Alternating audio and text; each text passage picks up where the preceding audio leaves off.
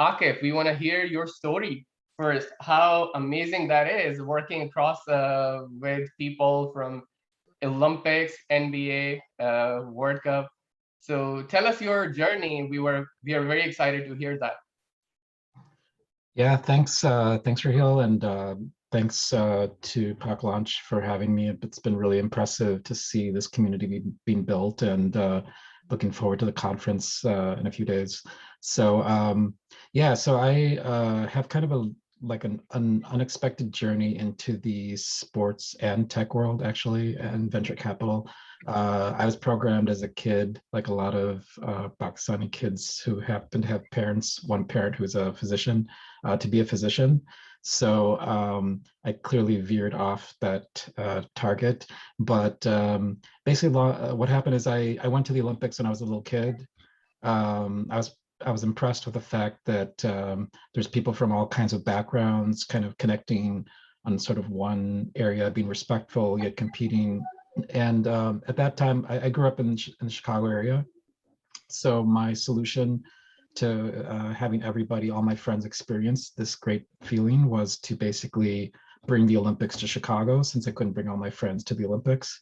So that's how it kind of started. And I just kind of started to learn more about the Olympics, and gradually, just understanding how the whole business of sports works. By the time I was like in my 20s, I basically, with this kind of, a little bit of a crazy founder mentality, like, you think you can solve this crazy problem. So I just set out to solve it. And I got into the Olympics basically because what I was told by the US Olympic Committee at the time is there's nobody else crazy enough to pursue this, so you should do it. So in that process, I got to know the sports world, and the Olympics are a very long range kind of planning process. So you usually start 10 to 15 years ahead. So this has been an up and down process, but during that process, I got to know the sports world globally, different sports organizations, people across the world. And we became a candidate for the 2016 Olympics. And during that process of going through that, I have a lot of friends in tech, and I've been passionate about tech. So I started to notice these parallels, that the world of technology was innovating, but the world of sports was actually not innovating very much. So once the Olympics were over, I set out to do a startup and came to Silicon Valley, started to really get to know the ecosystem of Silicon Valley. And one lesson I always say for people trying to get to know Silicon Valley is that if you come here, the best way to learn is to actually be helpful to others. And this way you get to know and you get to participate. And in that process, when I would meet startups that are doing anything in sports, or investors who are investing in sports, I would often connect them to the world that I knew, which is the sports world. So in that process, I also started talking to people in the sports world that they really do want to innovate. And I said, look, there's all these amazing things happening in Silicon Valley, and there's opportunities. So that kind of bridge between those two worlds started to develop. And then, long story short, we eventually got to the point of building a community of people in these areas of sports technology, and then planning an accelerator and a fund. Awesome. That's so impressive. Exactly, Akif. And let me share this with the audience as well. So Akif and I, we were having this discussion last week, and Akif asked me a question and literally would spin that around and share that with our audience as well. And once Akif asked me, I had no clue. So all the other audience, may we request you please to mute yourself? Okay, thank you, Sid. Great. So the question that we have is that which is the biggest sports tech company in the world? I tried. And please type your answers in the chat window, and let's see what are the answers that we get. That's how a lot of time we are thinking, but we do not have an exact idea how huge this area is that Akif and PodiumVC are focusing on. So the question we have is, which is the biggest sports tech company in the world? Type your answer in the chat window, please.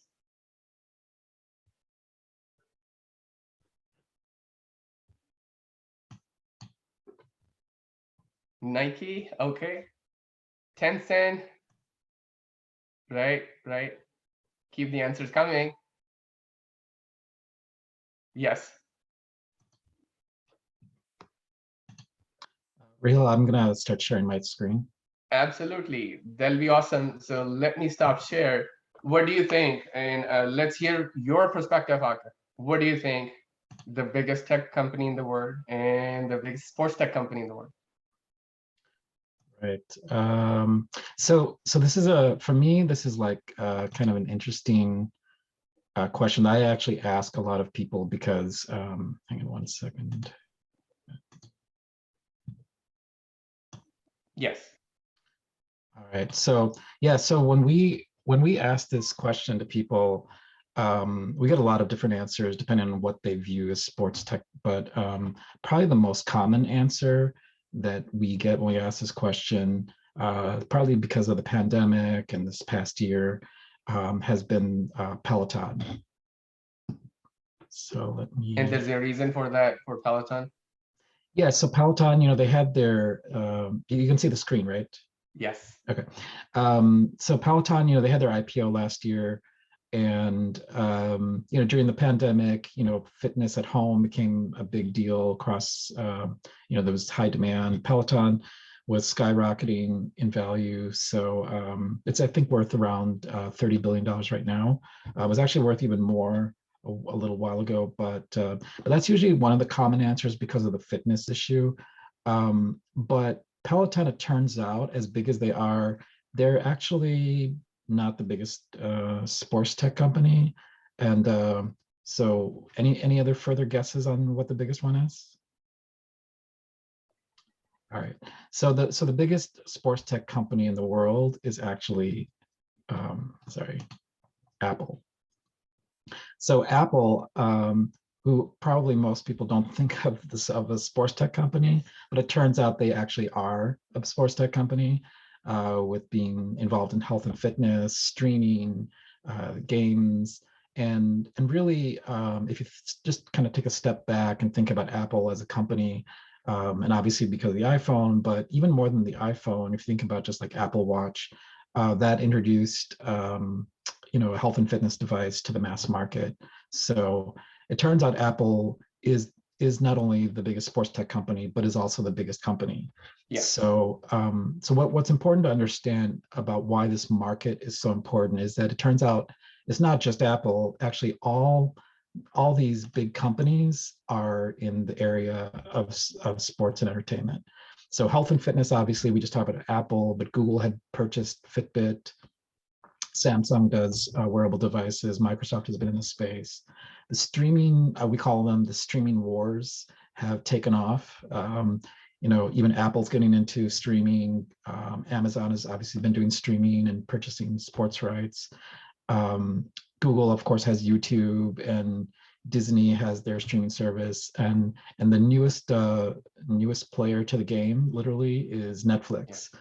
And one of my dreams has been to turn Netflix into a sports company, and now they're getting into gaming. Yeah. So that's what it actually turns out. If you look at all the top companies, they are all leveraging sports in some way, whether it's Intel. Intel does a lot of things from volumetric video, which a lot of people might not think of. SAP is one of the leaders in data and analytics, and Sony, of course, has Xbox. Cisco, Oracle, and NVIDIA makes these cards, these graphic cards. So there's a pretty wide spectrum of the top companies also involved in sports and entertainment. And just for some context, back in 2014, Amazon acquired Twitch, and at that time, Twitch was this high growth area of people watching people watching other people play video games, also with esports. At this point, Twitch is now this, it not only broadcasts esports, but it also broadcasts real sports. NBA has a partnership with Twitch. In 2015, that was a point where you started to see investors kind of pass this magical $1 billion mark of putting money into sports tech in 1 year. All during this period, you started seeing athletes investing in sports. But probably one key milestone was when Kobe Bryant launched a $100 million fund, which really sort of crystallized and kind of like also sent a signal to all the other athletes that, hey, I want to be like Kobe Bryant, and what is this space? But that was like a very key thing, because a lot of athletes that were kind of loosely involved, suddenly, this was like the new thing to do. Like I said, in 2017, Apple Watch was introduced that kind of targeted a mass market. And then in 2018, a couple things happened with esports, which is important to understand, is that because the viewership for esports events started hitting Super Bowl and Olympic-like numbers, exceeding like sometimes over 100 million viewers, that got the attention, not just of the esports world, but of the traditional sports world, that this is an area we have to figure out. And so since that point, there's been a lot of convergence. There's been leagues that have formed, like NBA 2K, which is sort of the combination of those two worlds. So esports was already a big deal, but started to really take off. And then in 2019 in the US, sports betting launched due to a change in legal in the Supreme Court. And why that matters is not because of the betting part of it, but really because the data and analytics that are being collected for sports organizations and teams and athletes suddenly had way more value than they did before. So that was kind of like a change in how that area of data and analytics was viewed. And that's so interesting. Like we had no clue that Kobe Bryant would have invested, or how this shift is happening for all the sports start making their funds, and they're so much interacting with the startups, and they want to work with the startups and providing all these opportunities. This was new to us. Right. Yeah, and actually, even now today, a lot of athletes, a lot of NBA athletes especially, are very common investors in startups. Kevin Durant, when he was with the Golden State Warriors, he formed a fund. He's actually been very successful at that fund. Joe Montana, the former 49ers quarterback, has his own venture firm. So there's actually a lot of athletes, and a lot of these athletes, I want to say, like, because I have the opportunity to meet a lot of these athletes, and one thing that you learn is a lot of them are actually not just athletes, they really are very savvy about what their investments are. They understand it. They're actually some of the smartest investors we know. Wow. Because they understand the space, right? So they're tuned in literally to the space. They understand the problems and the needs. So they're actually some of our best investors. And they're testing technology as well, right? Yeah, and that's actually another common opportunity for startups, is because athletes, they are the end user for a lot of the very specific athlete focused startups. But then it turns out if it works for them, then it works for everybody else, because the bar is so high for accuracy and effectiveness for an athlete, professional athlete. So if it works for them, it can work for others. But that's actually another opportunity for athletes. And that's why you see a lot of startups and athletes kind of matching together. Awesome. So for a little bit more perspective on what's happened, is back in 2007, when Steve Jobs launched the iPhone, that really, up to that point, you had sort of these kind of three different areas where you had fans, athletes in sports teams, and then media. But then the iPhone really kind of started to blur those lines, and then everyone is basically now a fan, and every fan is also an athlete and can be a media, right? So they can broadcast. They're also measuring their own performance. And then athletes themselves are starting to broadcast and be able to form direct relationships with fans. So this kind of blurring of the lines and the overlap also means that the market for these, when you create solutions for these, started to really increase. Yeah,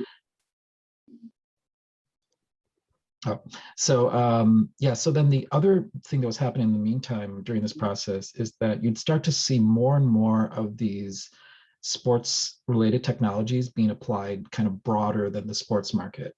So a lot of times when we talk to startups, if they say to us that the only thing they ever want to do is work in sports, it's actually counterintuitive. But sometimes we say, well, why do you want to limit it just to sports? Can this be used for something else? But then at the same time, a lot of those other technologies that have been used before these markets were really starting to be unlocked, they can now also be used for sports. So for example, SAP was creating all kinds of data and analytics tools that weren't designed for sports, but it turns out they can be used for sports. So, but then the other big shift is that streaming and distribution models have completely changed. So by now in 2021, we know that there's been this big disruption from the old media to new media. But this also means that a lot of the barriers, when you talk about like country barriers or traditional television rights, those have all kind of blurred away as well. And you can now distribute things on a mass market, and of course through things like the App Store and Google Play. Right, absolutely. And everyone being a fan and everyone being an athlete, that's such a huge change, like in regards to people interacting, like everything, technology evolving. Sure. Right. And maybe just one side note that on the everyone being a fan. So part of the reason we view sports and health, and this kind of goes back to my parents' wish for me to be a doctor, is that it turns out that a lot of the solutions for health are applicable to sports and vice versa, right? So it's also that everyone who's a patient or dealing with their health is also an athlete. So they're kind of interchangeable. Yes. So we sometimes meet startups that are doing some health solution and we call them a sports company, and they're like, no, we're a health health startup. But it turns out those are actually a lot of overlap. And Apple Watch is a good example of this. It's really health and fitness. Like health tech and sports tech? Correct. Yeah. So there's a lot of convergence. Awesome. So sports itself has always been like the traditional world of sports has been this big giant industry. It's a $1 trillion market, but most of that has traditionally been based in the US, right? So that's where the US and North America is where the dominance has been for the dollars. And but now what's happened is that traditional sports are actually expanding. And what we mean by that is that in the old days, it was a little bit hard to really follow sports, traditional sports, based on where you were located. But now in today's world, thanks to streaming and technology and mobile, if you're a soccer fan, a European soccer fan, it doesn't really matter where you are. You can follow it, you can watch it wherever you are. If you are into cricket, you can watch it in the US. If you're into basketball and the NBA, there's actually more fans in China that were watching the NBA. The Golden State Warriors, as an example, I often use this example as just to illustrate the #1 fan base outside of the Bay Area for the Golden State Warriors. Raheel, you want to take a guess where that might be? Is that in China? No, it's actually, I'll just tell you what the answer is. It's actually in the Philippines. Wow. So for some reason, the Golden State Warriors are incredibly popular in the Philippines. Wow. But where you see this kind of tie back is that's also why the Warriors will do special Filipino nights at the stadium, and they kind of connect now across an ocean, right? So it turns out that thanks to technology, you can do things that you would never have targeted the Filipino market if you're the Warriors, right? But now you can do that. So yes, and all the big technology companies, they have their customer support outsourced to Philippines. Right. Yeah, but the Warriors are very popular in the Philippines. Yeah. So the other opportunity that's happened is there's an opportunity to create a lot of hybrid sports and niche sports. So one example of hybrid is the Big Three basketball, which is 3-on-3 basketball. Actually, they had their championship yesterday. So things that you wouldn't have been able to necessarily do on its own in the traditional sports world and traditional media world, now you can do with streaming and technology, and you can really leverage that. A lot of niche sports have been developed. There's the drone racing league, things that are enabled by technology. But things also that I'll give you one quick example that I took one of my friends to the Vancouver Olympics with me back in 2010.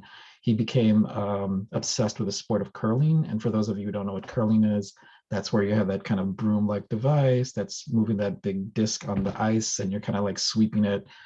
And it seems like an odd sport to some people, but he became obsessed. When he got back to the US, he joined a curling league. He was obsessed. He just couldn't get enough of it. And it turns out there's a curling streaming channel. You can watch curling 24 hours a day. So that's an example of a sport that in the old days really wouldn't have been able to monetize and develop, kind of connect with their fans. But now, thanks to technology, you can do that. Yes. And then I guess the other key category is esports and crypto. These two areas are sort of like what we call unlimited growth. There's no shortage or sort of barrier to where things can go, but also there's no barrier in terms of geography, right? So barring the restrictions by certain countries, like maybe China, for example, you can really expand these markets unlimited. So really we see that $1 trillion market as just going even bigger. Awesome. So naturally, when you start having big markets, even going bigger, investors pour in. So now we have this kind of combination where we have athletes, teams themselves investing. The San Francisco 49ers here locally in Silicon Valley, they have their own venture fund. The Los Angeles Dodgers started their own accelerator. And then you have tech companies also investing in sports. Intel became a sponsor of the Olympics because they were doing so much in sports. So a lot of people may not realize why was Intel involved in the Olympics. But then of course you have more angels and VCs going into sports tech, as illustrated by Peloton. And then you have this explosion of startups and accelerators dedicated to sports and entertainment. And just to give some perspective on where this funding has gone, you could kind of go backwards a little bit to where it was relatively smaller back in 2012, and it's just kind of been on this trajectory. And right at this point in 2021, we have this, this number is actually probably a little bit conservative because depending on how you define sports tech, it could actually be much broader, but this is kind of like this trajectory that just keeps going. That kind of brings us to Podium and what we do. We're an early stage fund. By the way, this is my contact info, which I'll get to at the end as well, but that's my email address. And for Podium, we're in the process of launching a new fund, which is planning to be around $75 million. And we focus on the pre-seed to seed stage. We're also launching an accelerator program. And part of the reason for doing that is because some of the issues that are related to sports are very specific. So we want to give that sort of more customized help. But then we also work with all the other accelerators like Y Combinator and Techstars and 500 Startups. And we're also launching a syndicate, which if you don't already know what a syndicate is, it's a way for people to kind of invest as a group, and then it's kind of managed by a lead investor.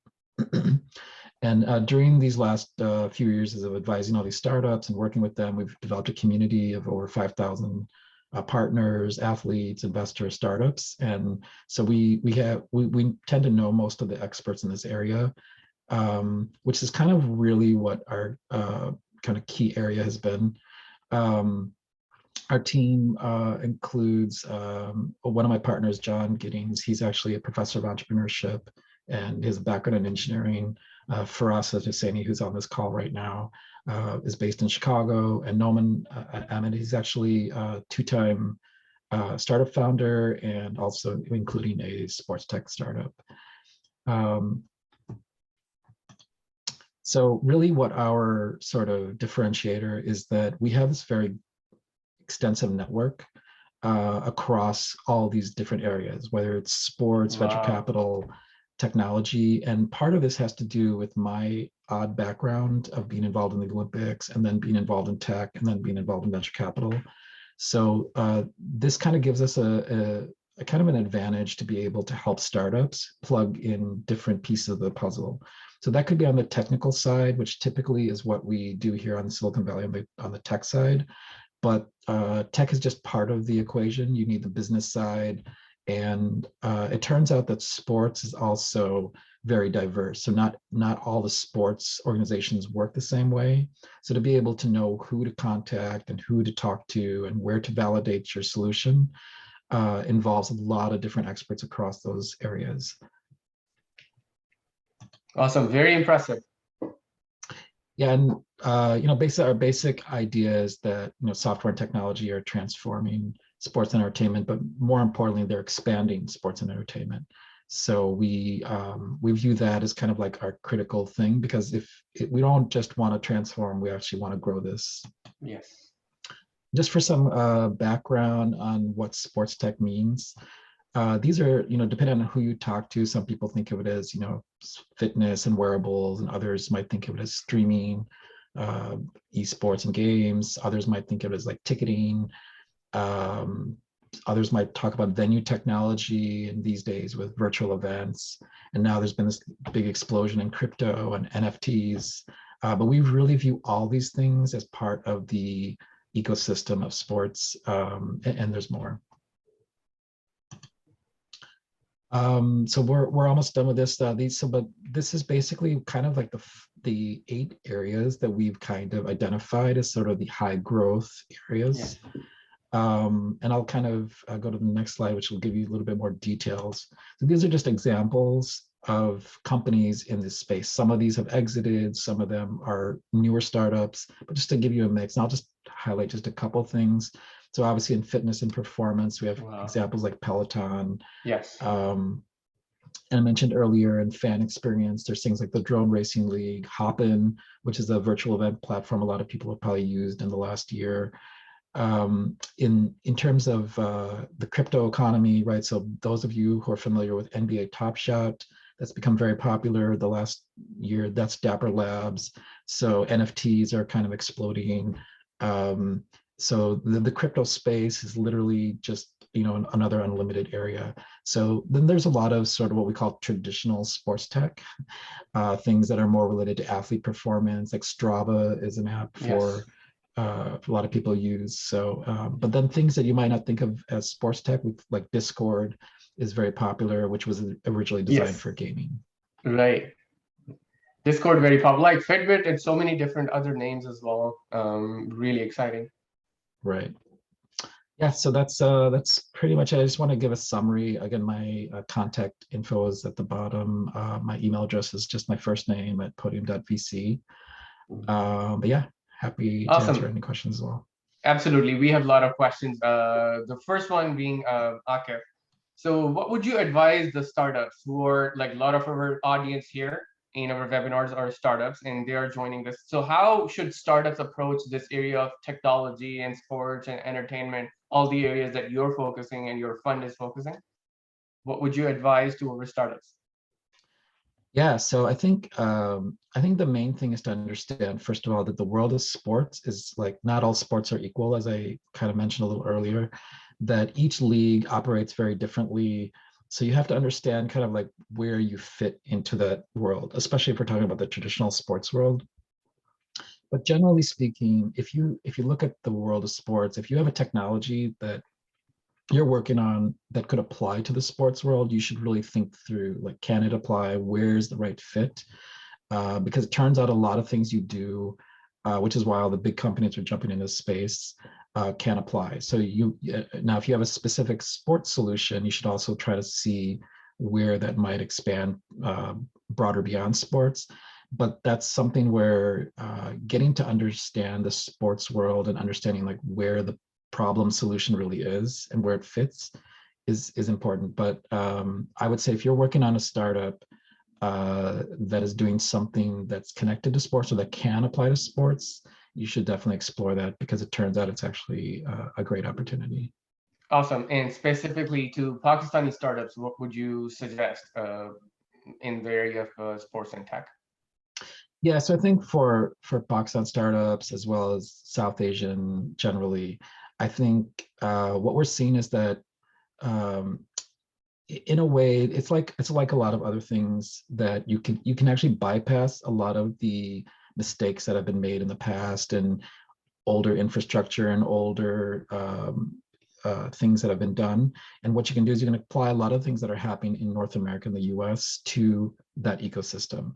So if you think about cricket as an example, there's obviously the game of cricket, and there's a lot of things that probably that are being done in cricket for technology. But aside from the game, you have to think about everything surrounding the game, whether it's the venues, the athletes, the ability coaching, the performance, like how those cricket players are being helped in their performance and training. So there's so many aspects around these sports that have not often been developed by North American startups because they're not familiar with the sport. So that's actually a great opportunity to really customize a lot of these solutions for kind of local markets. And it turns out cricket is not just a local market; it's actually this big, gigantic market, which I was reminded earlier today that cricket is like the second biggest fan base, right? So, but if you ask a lot of startups in Silicon Valley and North America, they don't either understand cricket or they don't even realize that. So. Awesome. And we have some interesting questions coming in as well. That would Pakistan possibly be a market for sports tech as well? What do you think? Like for global players in the sports tech, would they be interested in Pakistan? Like a growing economy, fifth most populous country in the world, like young generation, a lot of energy. What? Yeah, absolutely. Yeah. So in fact, this is probably one of the big opportunities, both, so if you look at a lot of the sports tech companies that haven't targeted Pakistan, for example, they are starting to realize, and as the more the population transforms to digital and everybody's got a mobile device, actually very high, my understanding is very high percentage has a mobile device. Yes, definitely. But then you think about things like wearable devices and sensors and smart beds. So gradually, as these things start to become more affordable and kind of more in the mass market, this becomes a huge opportunity. So sports, from a sports technology perspective, looking from the outside in, it's actually it's a huge market, right? So it's a great opportunity, and I think we're seeing now that the secret of Pakistan is no longer a secret. So. Absolutely. And we have the same interesting question with which we started this discussion, that which are the companies to keep a lookout as the next sports big in sports tech, and which are the top 3 sports tech companies. So Akif, you want to talk about the same perspective, that how the big tech companies that they're also the sports tech, the top giants? Yeah, so I think maybe there's kind of a 2-part answer to that question, if I understood correctly. So obviously, in terms of big companies, Apple is one of those big companies. You have companies that are, like I think somebody mentioned something about Nike earlier. So you have companies that are transforming themselves into digital companies. They're going. So there's those type of companies. But then in terms of startups, like I said, talked about Dapper Labs as an example, just the NFT space and digital collectibles. So like for example, for cricket, right? There's so many opportunities for cricket and digital collectibles. So that's a company that is skyrocketing. So yeah, I would say it's more obvious what's happening on the big company side, but there's a lot of startups that are just sort of unleashing kind of all these barriers so that they're able to grow. Absolutely. Awesome. The other interesting perspective, Akif, regarding the investors, since you have been advising a lot of investors as well. So from the other side, what would you like to share with the investors here, that they also come to Pop Launch to learn from us, and what would be your suggestion? Yeah, so I think for investors, like I said, this is a big market, big opportunity. And a lot of the startups that might have seemed sort of more smaller scale turn out to be huge, right? So we're happy to help investors, kind of whether they're angel investors or whether they're interested to invest as part of a syndicate or even a fund. But we're happy to help connect with them. If you go to our website and just go to links.podium.vc, there's a link for investors, and we'll be kind of happy to guide you and just kind of show you what some of those opportunities are. And then we have a network of investors that we basically share opportunities with. And then when we hear about startups that are raising funds, and we, because we also collaborate with a lot of other investors, so it's not just our startups, it's actually, we like to help kind of grow the entire ecosystem. So even if it's not one of the startups that we're involved with. So that's probably the best way. And obviously to educate yourself. Awesome. Another interesting question we got, that what do you think, Akif? How are the esports evolving? What's your take on that?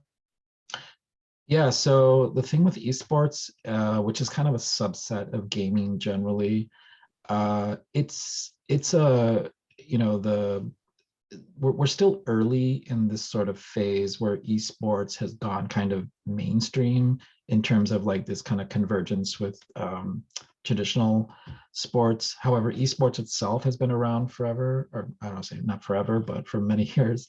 But the growth in esports, a lot of the experiments, there's been leagues, you know, things like uh, the Overwatch League or Call of Duty. So things that have tried to apply the world of sports into the model of traditional sports.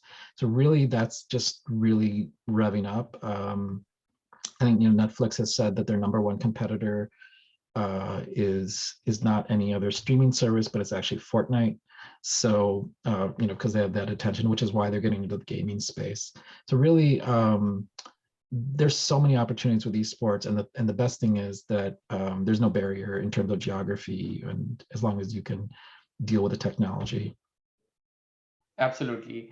So something interesting, Akif, you would like to share with the audience, like you've been working with a top sports stars and working with them in startups, in accelerators, helping them making their investment decision. Some big star celebrity sports tech that you met with, some interesting incidents you would like to share with us? Um, yeah, I mean, I think to be honest, what I've learned about, you know, dealing with athletes is that I mean, obviously you have all kinds of people, right? But for the most part, there's, like I said, was referring to earlier, is they're super savvy. Like today's athletes, especially the younger athletes, are very tech savvy because they've grown up on technology. So they are they're very eager to experiment, and they're very eager to learn and try.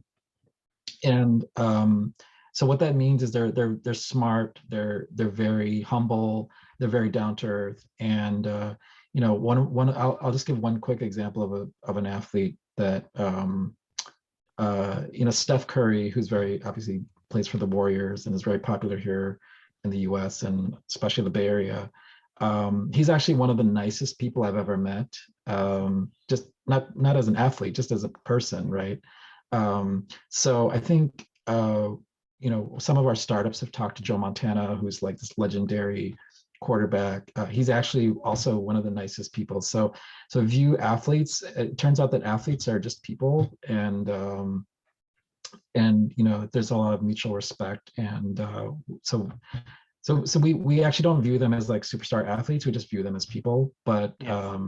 But that turns out to be, you know, it's fun because you get to obviously see them perform, and you know, we're still fans at the end of the day, but they're often fans of startups. They look at startups and entrepreneurs the same way we look at athletes. So they're excited to meet founders, and they view, and then that's actually kind of part of our theme, is athletes and entrepreneurs are kind of the same approach, right? They're all trying to strive to do this super successful championship level achievement. So there's a lot of mutual respect.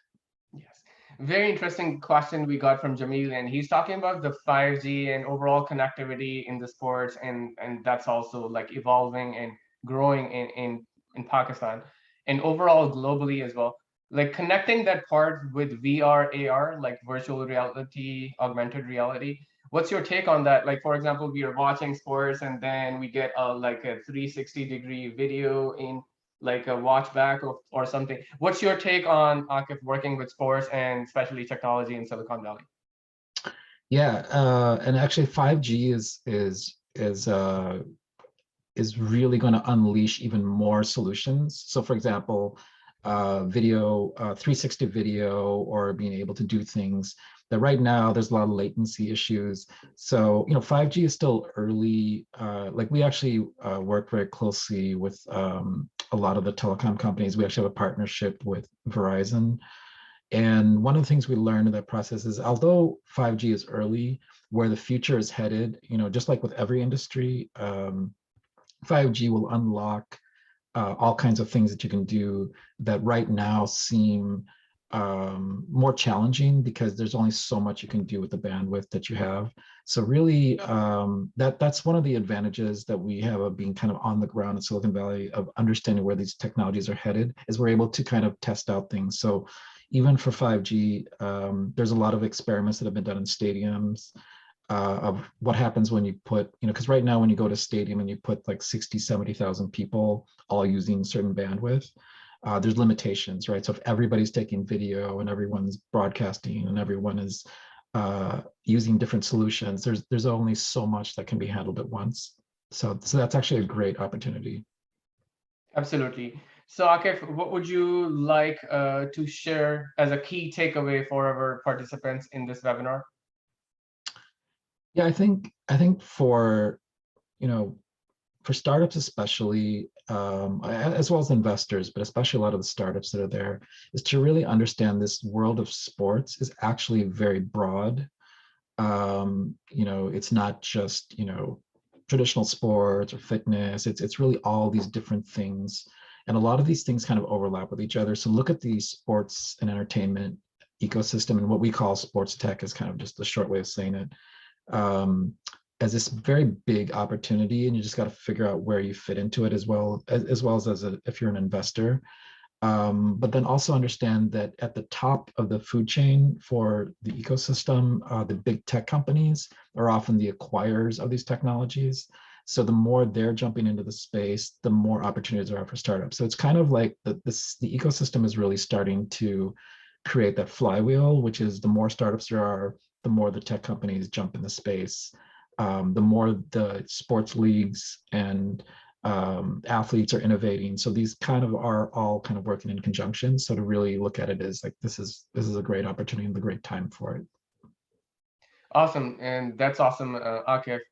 And how can people get in touch with you? We want to relay that the screen share that you had earlier, so people can take a picture or something so that they can get in touch with you. And also then we want to talk about our upcoming conference for Park Launch, and that we are really looking forward to that and excited for our big conference this year.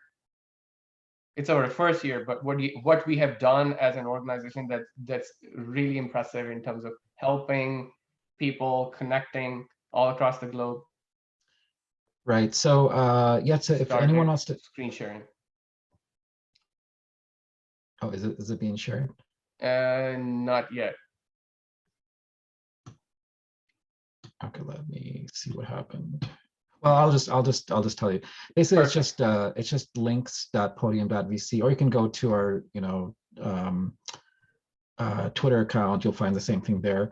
But links.podium.vc, you'll see a bunch of links. Whether it's we have a newsletter, we have obviously if you're interested in investing, or just to reach out to us.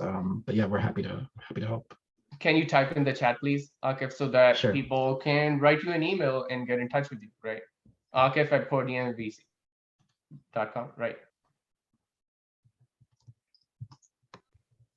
Great. So in the end, we want to talk about our parklaunch.com conference, the big conference that we have upcoming, and that's on September 8th. What we are doing at Park Launch, we are connecting Pakistani talent all across the globe, and we are an online community of 10,000 plus passionate members, and we are all working towards Pakistan's bright future by funding ventures and knowledge transfer.